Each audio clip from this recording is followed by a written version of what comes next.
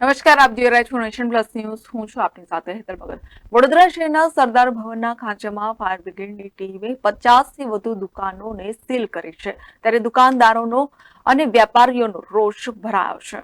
વડોદરા શહેરના સરદાર ભવનના ખાંચામાં પાલિકા દ્વારા પોલીસ બંદોબસ્ત સાથે રાખી 50થી વધુ દુકાનોને સીલ મારવામાં આવી હતી. દુકાનો સીલ કરાતા વેપારીઓમાં આક્રોશ જોવા મળ્યો હતો. દુકાનોને સીલ મારતા વેપારીઓએ આક્રોશ વ્યક્ત કરતા ધરણા પર બેસી ગયા હતા અને પાલિકાના અધિકારીઓ સાથે તૂતુ મેમેના દ્રશ્યો પણ સર્જાયા હતા. ત્યારબાદ પોલીસ દ્વારા વેપારીઓને સમજાવતા ધરણા પરથી ઉઠ્યા હતા.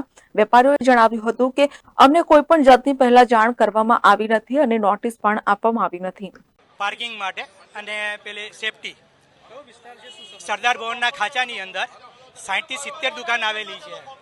70 દુકાન આવેલી છે. અત્યાર સુધીની અંદર અમને કોઈ નોટિસ આપવામાં આવી નથી. કોર્પોરેશન અમારી વાત સાંભળવા તૈયાર નથી. માર્કેટની અંદર ગયા પછી પણ ત્યાં પણ કોઈ સાંભળવા માટે તૈયાર નથી. કલેક્ટરની ઓફિસે બી ગયા હશે તો બી એ કોઈ સાંભળવા તૈયાર. ઉપરથી ઓર્ડર છે, બસ કરવાનું છે. તો એના માટે અમારે શું કરવું? અમારી રોજગાર કઈ રીતે ચાલશે? એમ કહે છે કે 15 દાડા બંધ રહે ને 20 દાડા બંધ રહે. તો 20 દાડા સુધી બંધ રહે તો બૈરી છોકરા જશે કઈ? સ્કૂલો ખુલે છે, સ્કૂલના ચોપડા છે, કપડાં છે, બૂટ છે, એ બધું કઈથી લઈ આવશે? અમે ચલો દુકાનદાર છીએ તો અમે કંઈક કરી લેશું, પણ એ માણસો નોકરી કરે છે એનું શું?